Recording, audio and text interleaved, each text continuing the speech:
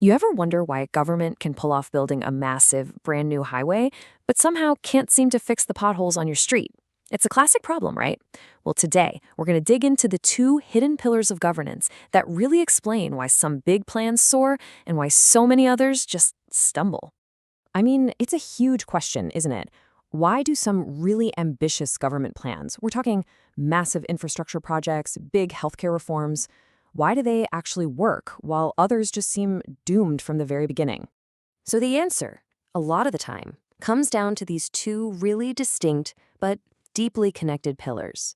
And trust me, if you can get a handle on these two ideas, you'll start to see the real mechanics of how a country actually moves forward. All right, let's jump in. First up, we've got Pillar 1, and this one is all about a single thing, the action. Now, the fancy term for this is administration of development. But what does that really mean? Just think of it as the actual machinery the government uses to get stuff done. It is all about pure, simple execution. Turning a policy that's just words on paper into something real that affects people's lives. To put it really simply, this is the what. What is the government doing? What programs is it running? What results can you actually see? This is all the tangible, visible output.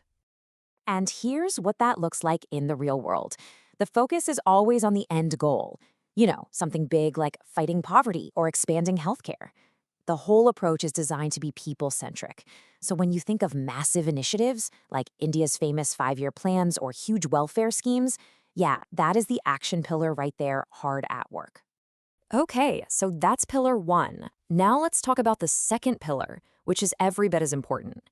This one is all about the system.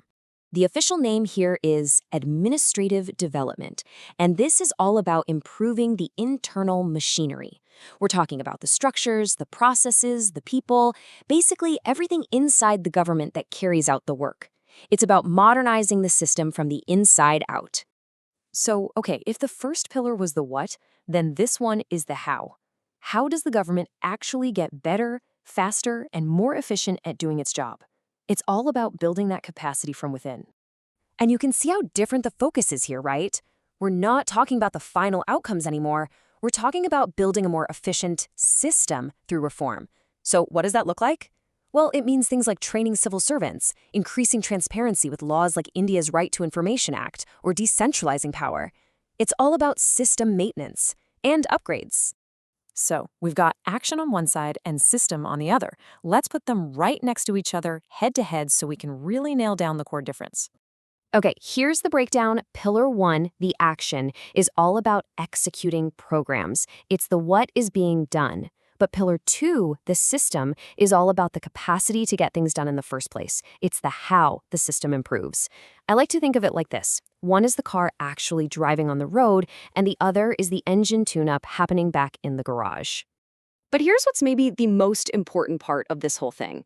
These two pillars, they're not in competition with each other. Not at all. In fact, they literally can't survive without each other. So let's take a look at their essential synergy. As the source material puts it so well, without continuous development of administration, even well-designed policies may fail in execution. It's really that simple. You can have the best what in the entire world, the most amazing plan, but if your how is broken, well, that plan is going absolutely nowhere. And when they work together, this creates something we can call a virtuous cycle of governance. Let's walk through it step by step. Okay, step 1, you focus on administrative development, better training, new tech. That strengthens the whole system.